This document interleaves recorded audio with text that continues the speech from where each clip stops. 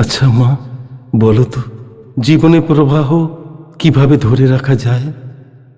মাঝে মাঝে ভাবি আমাদের অভ্যেসে আসক্তি এর কারণ। চেনা ঘর, চেনা জগতের বাইরে যেতে আমাদের বড় ভয় হয়। মানুষ জানে অভ্যাসে জীবনের মৃত্যু, তবুও সে অভ্যাস ত্যাগ করতে পারে না।